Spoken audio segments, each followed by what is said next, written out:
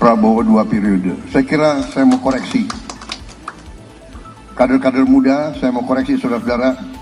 Please, tolong jangan sebut seperti itu. Agar tidak ada tuduhan-tuduhan bahwa Prabowo itu punya ambisi untuk kembali menjadi calon presiden untuk yang kedua kalinya.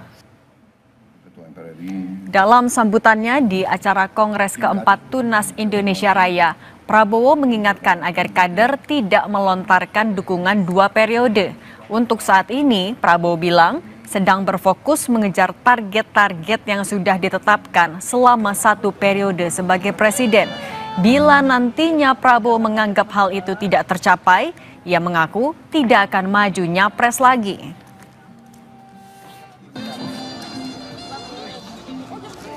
Ada yang sebut Prabowo 2 periode. Saya kira saya mau koreksi.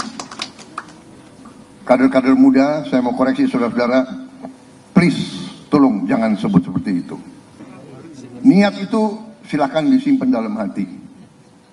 Tetapi saya sudah katakan, nanti yang menentukan apakah Prabowo 2 periode atau tidak, selain yang maha kuasa, Prabowo sendiri.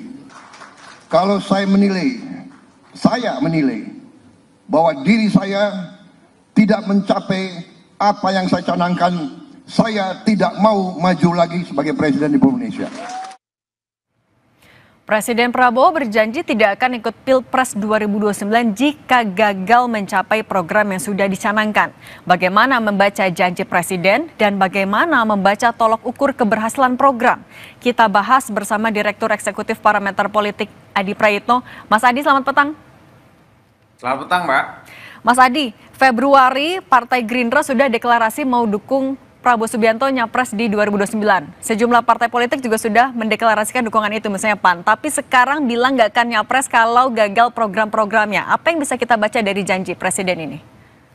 Ya, saya kira memang ini adalah satu statement politik yang cukup diplomatis. Tentu untuk menghindari agar tidak ada tuduhan-tuduhan bahwa Prabowo itu punya ambisi untuk kembali menjadi calon presiden untuk yang kedua kalinya.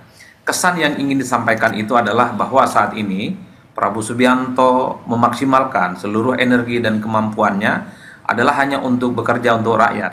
Jadi kebijakan-kebijakan populis yang sudah dibuat, misalnya soal program makan bergizi gratis, rumah buat rakyat, koperasi merah putih, memangkas biaya haji dan seterusnya, itu adalah program-program yang saat ini sedang di-launching, dan tentu saja harapan terbesarnya semua persoalan yang dihadapi oleh masyarakat itu bisa maksimal. Oleh karena itu, kalau saya hitung rata-rata secara umum, ini adalah pernyataan Prabowo yang kesekian kalinya ketika muncul dukungan Prabowo untuk maju kembali di 2029. Prabowo sebenarnya hanya ingin kasih pesan bahwa ya oke, dukungan itu, tapi tidak untuk diungkapkan saat ini. Apalagi di era medsos yang serba terbuka, tentu untuk mengantisipasi tuduhan-tuduhan ini baru jadi presiden 6 bulan, tapi kemudian memunculkan wacana untuk maju yang kesekian kalinya. Bekerja dulu, baru kemudian terkait dengan Pilpres itu belakangan. Saya kira pesan itu yang sebenarnya ingin disampaikan oleh Prabowo Subianto.